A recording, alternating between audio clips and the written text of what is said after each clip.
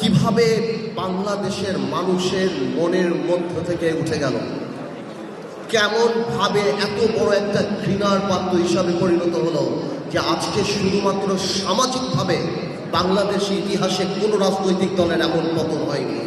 তার মানে কি পরিমাণ অপরাধ না করে থাকলে, কি পরিমাণ আমানত খেয়ানত না করে থাকলে একটা রাজনৈতিক দল যার এত বর্ণাঢ্য ইতিহাস ছিল সে মানুষের মন থেকে যে উঠে গিয়েছে।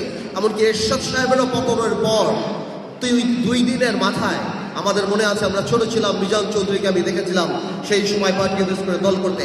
আজকে 10 মাস আওয়ামী লীগ একটা মুরগির খোপ পায় নাই যেখানে বের হয়ে বলবে যে আমরা আওয়ামী লীগ।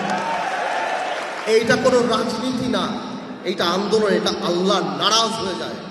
আল্লাহ যখন নারাজ হয়ে যায় তখন নাকি জিবরাইল আলাইহিস সালামকে বলে দেয়, এবং জিবরাইল আলাইহিস সালাম সকল কায়নাতে মানুষকে বলে দেয় যে আল্লাহ এর প্রতি ঘৃণা এনে দাও। তাহলে আমি আসলেই চিন্তা করি, এই থেকে আমাদের শিক্ষা নিতে হবে। কি শিক্ষা নিতে হবে?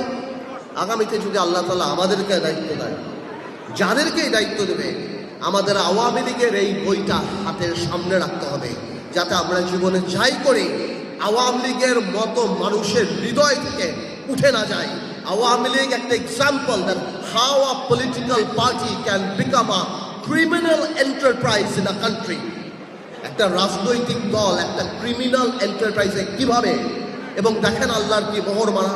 ক্ষমা চাওয়া তো দূরের কথা, আজকেও আওয়ামী লীগের শীর্ষ পর্যায়ে একজন নেতার কথা শুনলাম, এই জুলাইয়ের অভ্যুত্থানকে তারা নাম দিয়েছে দাঙ্গা। তারা দাঙ্গা বলে আখ্যায়িত করেছে। এটা মানে কি, এই যে মনে আছে যখন আবু সাইদকে গুলি করা হয়েছিল, বলেছিল তারা ড্রাগ এডিক্ট। তার মানে আমাদের এই অর্জন, আমাদের যে স্বাধীনতা, তাদের যে পরাজয়টা, এটা তারা এখনো মেনে নিতে পারছে না।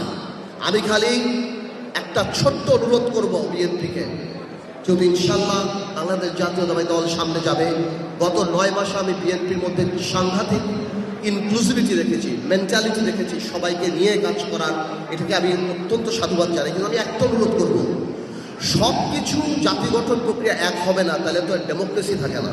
হয়তো অনেক জায়গাতেই অনেক কিছু থাকবে, অনেক কিছু একমত হবে না, কিন্তু আমাদের সবার একটা জায়গায় এক থাকতে হবে। কারণ সেটা হলো কি, আওয়ামী লীগ যাতে আর রাজনীতিতে না আসতে পারে। কেন থাকতে হবে আমি সেটাও বলি।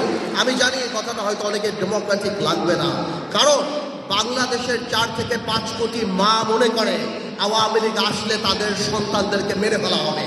যারা ওই মিছিলে নেমেছিল তারা বিশ্বাস করে যে ভিডিও দেখে বের করে কারা মিছিলে গিয়েছে তাদের বের করে খুন করা হবে।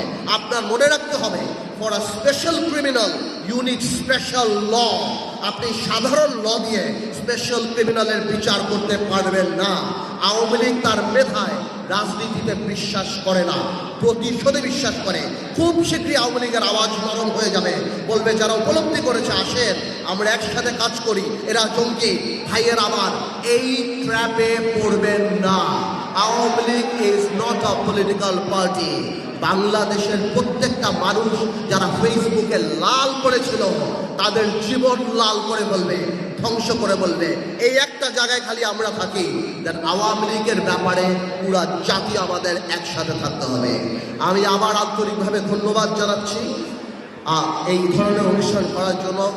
আমরা আন্তরিকভাবে আমরা সারা বাংলাদেশে দোয়া করি যে এই জুলাই অগস্টে যারা আত্মত্যাগ করেছেন, এবং গত 17 বছরে বিএনপি থেকে আরম্ভ করে, জামাত ইসলামী থেকে আরম্ভ করে, অন্যান্য রাজনৈতিক দল থেকে আরম্ভ করে, আমাদের রাজনৈতিক দল বাংলাদেশ জাতীয়তাবাদী থেকে আরম্ভ করে যারা এই জেল খেটেছে, নিহত হচ্ছেন, সবার আত্মার মাগফিরাত কামনা করছি। ইনশাল্লাহ নতুন স্বপ্ন আমরা দেখব, নতুনভাবে দেখব।